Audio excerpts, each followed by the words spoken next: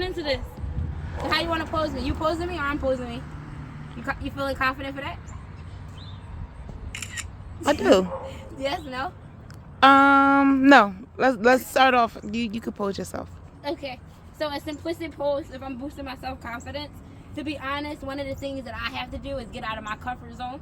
So I don't really have to focus on my surroundings or what's around me, because this makes me feel uncomfortable altogether. So honestly, if I didn't have on like these kind of pants, I would want to do something that's like me climbing on top of this, and like kind of like a downward position. So like I'll be up here, right? I got on bright shit. I can't do that. But either way, I would be like all the way up here, and then like I would want you down here. So then it would be kind of like I could have one of my feet out like this, and it could kind of be like a I'm reaching out for you type of picture. I like so that. So add more like instead of me just standing regular. I got you. I prefer that instead. But since we have to do that, and we found the good lighting, and the good lighting is obviously behind us, I'm just gonna do a regular one because I don't mind sitting on the ground, which is really ironic because I mind sitting on the gate, but not the ground.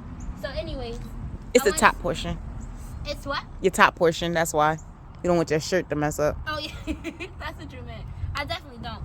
But another thing is that this is also like too blinding for like my like client.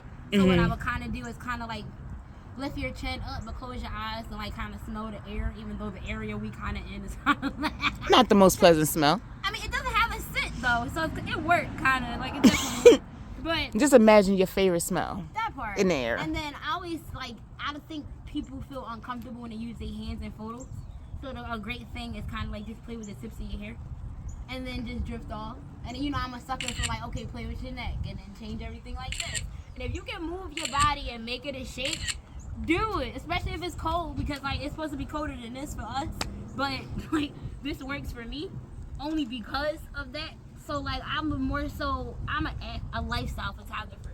So I want the client to do stuff, be active. Like don't just sit there and be boring. Like the more you move, the more chances I have of getting a shot. I don't know, do some crazy shit. Like get up.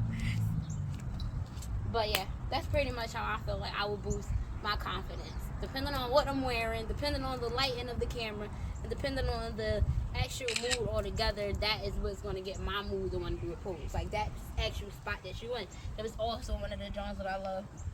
And then because I have the braids, so that in my shots, with this specific shoot, I get excited from, all right, well, I just want to play with the hair because I got locks. You can use what you have. That part.